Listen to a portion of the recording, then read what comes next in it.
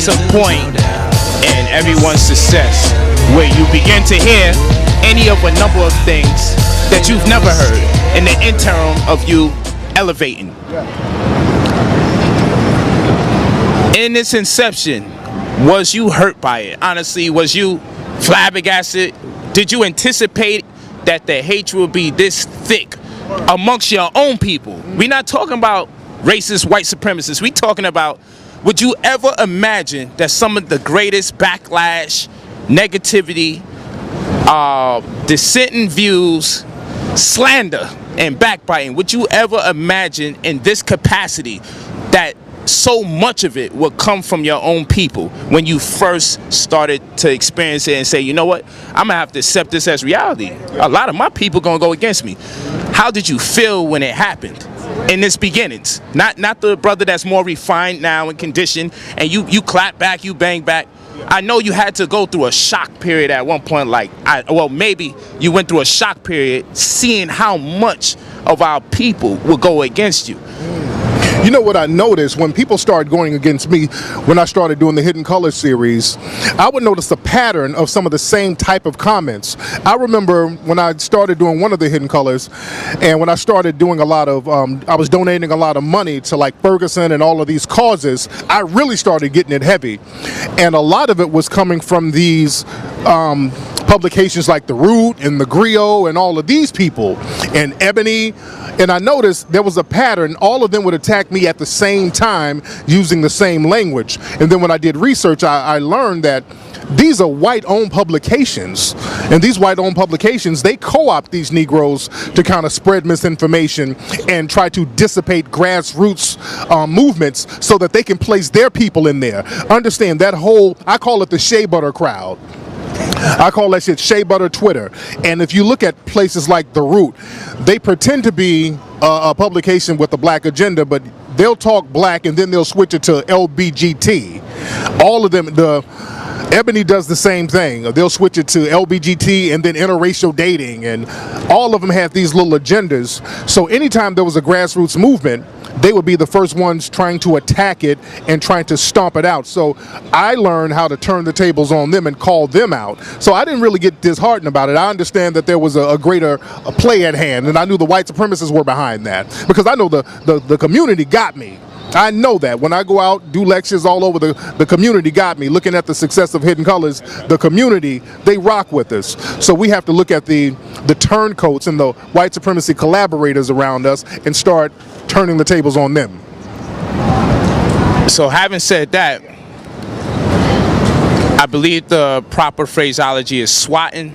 Yeah. All right. Can you elaborate on what transpired? Because you had a home invasion. Yeah. SWAT, feds, and everybody running up in there. Yeah. Now that's intense, and that just doesn't happen to anybody. You know, and people are high in conspiracy theories, particularly in the conscious community, and somebody's always attempting to stop some work that they're doing. Yeah. But your home has been invaded. Absolutely. On live TV. Live TV, helicopters, gunpoint, all sorts of types of vehicles and armored trucks and everything like that. Yeah. What's running through your mind, and what instigated that event? Because I actually seen you walk out, hands out, and as they said, initially you was like, look, this sounds suspect. Yeah. You know what I'm saying? Yeah. But then eventually you walked out and your wife and your child was in there, right? Yeah. What was running through your mind from the time you was in the house to the time you coming out with your hands up? Because that's crazy. Absolutely. That's scary too. Yeah, it's very scary. Yeah, that was an assassination attempt. They were trying to get me killed. And I know this because after it happened, they called and said, damn, we were hoping that you got killed. They were harassing me even afterwards. Yeah, the random anonymous people, they were calling me from anonymous numbers. Wow. They were like, damn, we were hoping that you got killed. And they kept calling me, and I got it all taped. But I got a call in the morning, because white supremacist groups are always bothering me, because I go in on them. I'm relentless on white supremacists. So they called, and I wouldn't even say called, I would say orchestrated, because I still to this day think that LAPD, and I'm going to say this publicly, I think LAPD was in cahoots with the people who did it. I'm going to say that again. I don't want to bring too much hotness to your thing, but I'm going to say, I think LAPD... Yeah, LAPD was in cahoots with these people who did it. So they called my house. The police called my house and said, hey, somebody said there was a bomb in here. Somebody said that there were hostages in your house. I said, that's ridiculous. And I'm hearing helicopters outside my window. And they said, well, look, we're outside. You need to come on outside and talk to us. And I'm thinking it was a joke. So I go downstairs and I hear a bullhorn. Who's ever in the house, come out and we're going to kick the door in.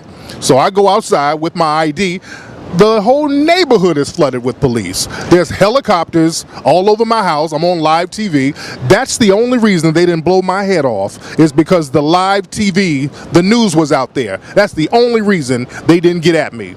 And I went outside and they brought my child and my wife out at gunpoint and had me in the car in the backseat. And how old is your child? My child is 1. He's 1 year old. He's a year old. At gunpoint. They brought and went into the house.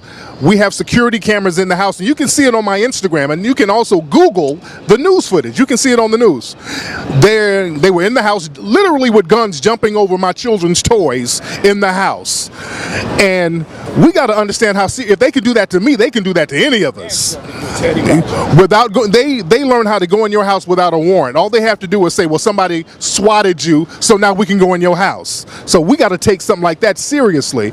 And afterwards, the news and all these people were interviewing me, and what was interesting, they were trying to get me to say that this wasn't racial, which was real interesting. The news reporter said, well, Tariq, this that happened to you, it wasn't about race or nothing, right? It could happen to anybody. I'm like, no, if I was white, this wouldn't have happened. They're like, yeah. They were like, okay, yeah. So they didn't put that on the news, but you guys can Google the news footage of them at my house rating it. Now watch this. Yeah. Under what pretense did they say the home invasion was warranted? What accusation was made about the condition of your wife or your mindset for them to be warranted to come kick down the door and come in with the guns and everything? They said that somebody called up and said that I had guns on people. They said that it was me who had guns and bombs. And I said, well, what did the person sound like? They said, well, the person had a British accent. I'm like, well, I clearly don't have a British accent. So they said that there were guns in the house. And what's interesting, this is real interesting, they knew what kind of guns I had. They were like, I'm not going to say which guns on here, but they knew the exact guns I had. That's why I think LAPD had something to do with it. They must have looked into a database, because they were naming the shit that I had in my house. Right, my shit is registered. Nobody else would know that. So that's why I say they were in on it. Now, that'll bring something else to the table. That what's your sentiment on what's the penalty for someone who is caught swatting? In other terms, because this is phraseology is new to a lot of us. When someone makes a false accusation about you being a terrorist that warrants this type of home invasion, what's the penalty if we find out that a person made it all up? Are they imprisoned? No. Dude, when they filled out the police report, because they kept trying to minimize it, swatting is really a minimizing term. That was an assassination attempt. People have actually gotten killed by doing that. A brother in Pasadena out on Los Angeles, somebody did it to him. He got killed. The police came and shot this guy. Swatting, doing that is a misdemeanor because little white boys do it. So they make it seem like, oh, it's just little white kids doing a prank. This is why I think, again, they're in on it, because they can minimize the punishment. That's a very serious thing, and that's why I never even refer to it as swatting. I always say that was an assassination attempt. That wasn't a practical joke. They were trying to take me out. Okay, and I don't want to have you revisit the moment so much, but I also... I'm not cooling. No. You ain't cooling, bro. What's going on, bro? Hold on real quick, my brother. Yes, sir. Okay. All right. So the reason why I have so many questions engendered around this situation is because this brings to reality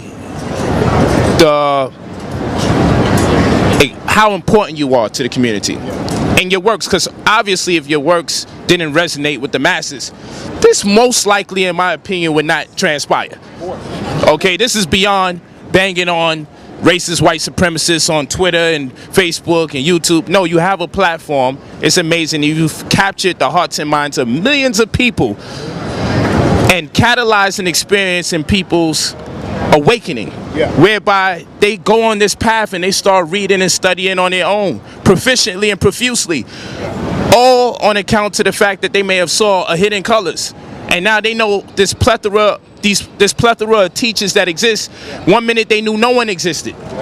Then they watch this and they realize after those teachers there's other teachers, and they go on a path. So they know the domino effect. And so we talk about the revolution, we talk about black power for what it means to represent. We talk about being conscious, right? But we don't talk about the pitfalls, the shortcomings, the reality of who we're up against, because we get so free in uploading the video, we don't realize the consequences of being effective.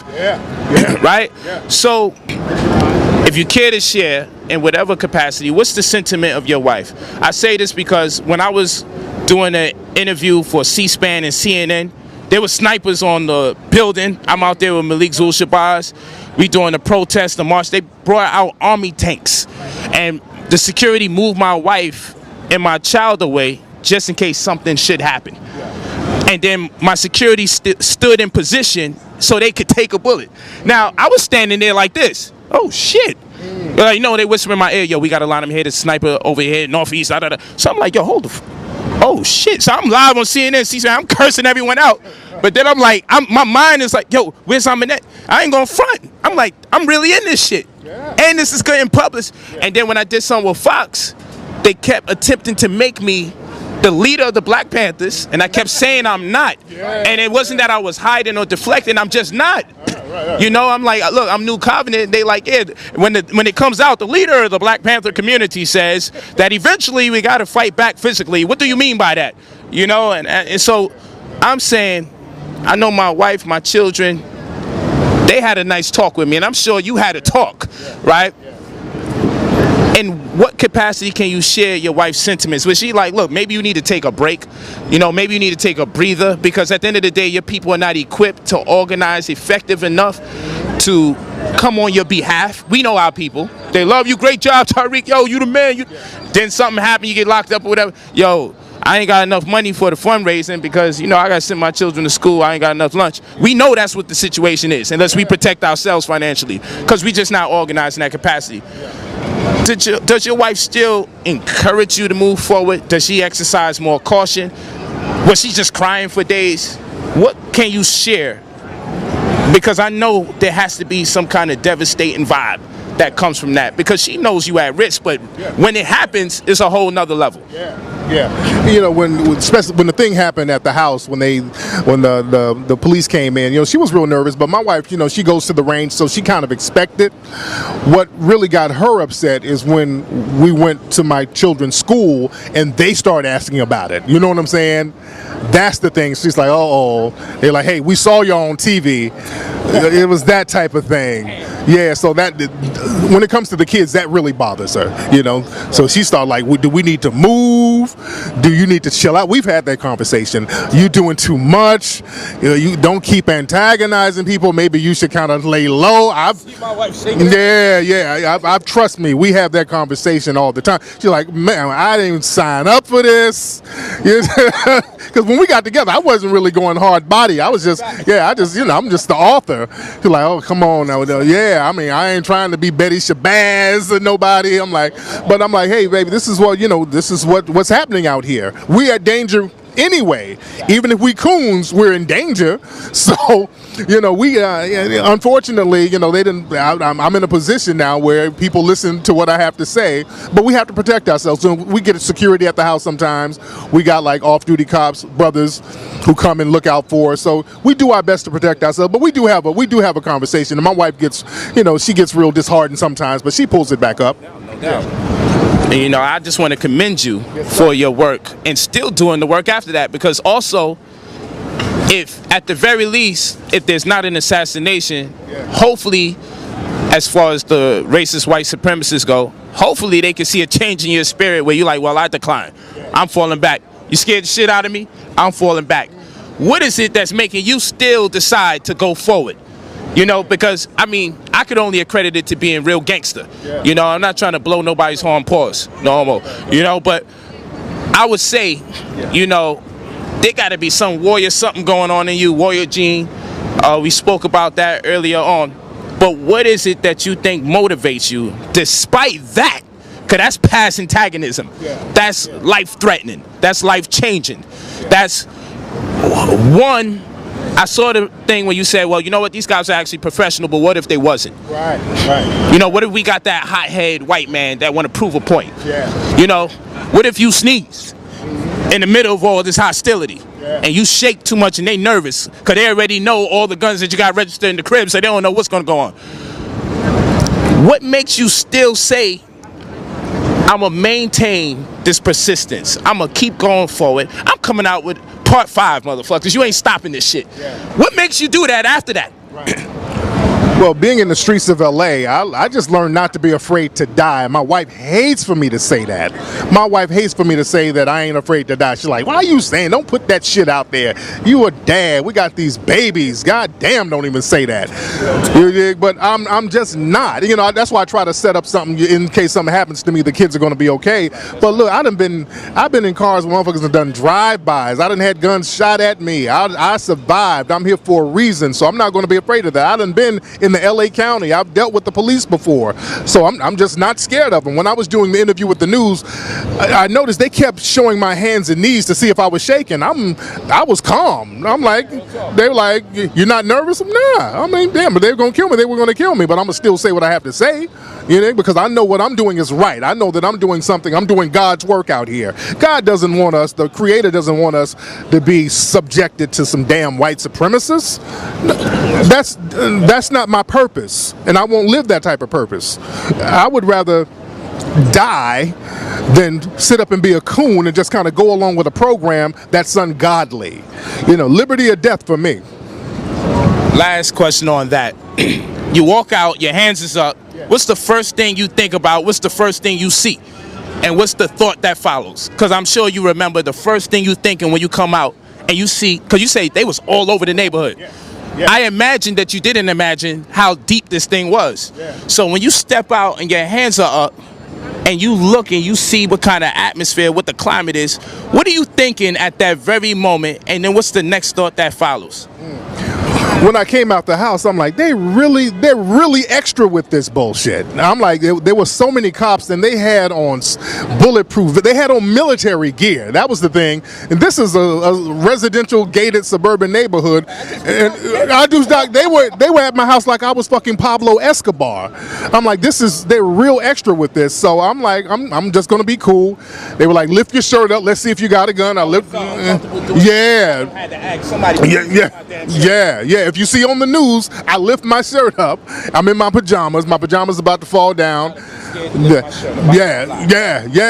But I was like, my concern was, I hope they don't go in there shooting, because my son is in there. That was my concern. I'm like, hey, I kept telling her, hey, my son is in the house, my wife is in the house, and y'all got to be careful. So they were like, we're going to look in here and make sure everything is good. They were trying to be calm with me, and I'm like, man, y'all really doing the most. So I wasn't scared. I was just really annoyed with all the extra shit that was going on. Wow. Yeah.